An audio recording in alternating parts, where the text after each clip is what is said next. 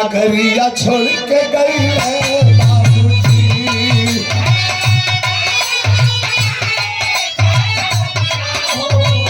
नगरिया छोड़ के गई है बाबूजी।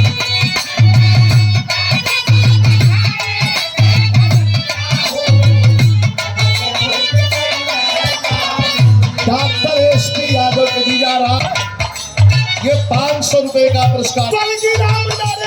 बाबू छोड़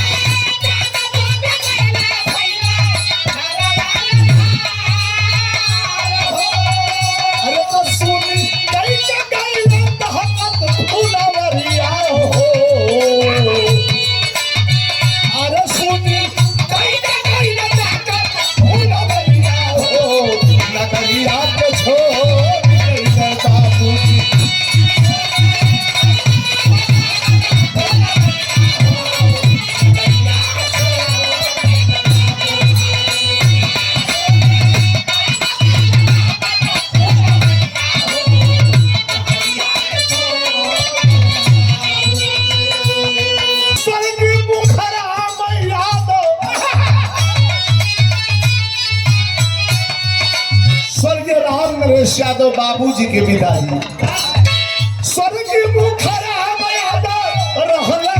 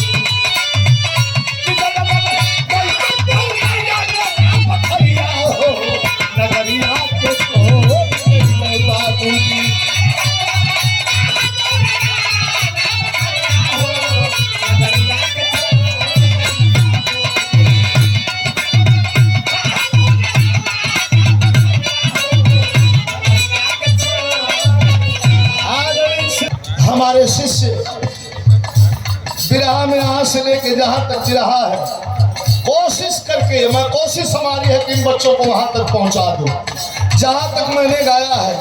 खूब मेहनत कर रहे हैं ये बच्चे, इनके नाम पर एक बार ताली बजा के सम्मान करिए। और मेहनत की जरूरत है। अब हम कह देंगे खूब मेहनत कर खा के लोटावास मत लग गया, मेहनत कर दिया। जो चलता रहता है, करता रहता है, जागरूक रहता है जिस काम के प्रति, तो ईश्वर भी उसकी मदद करता है। फोकस कर गल हो स्वर्गीय बाबूजी का।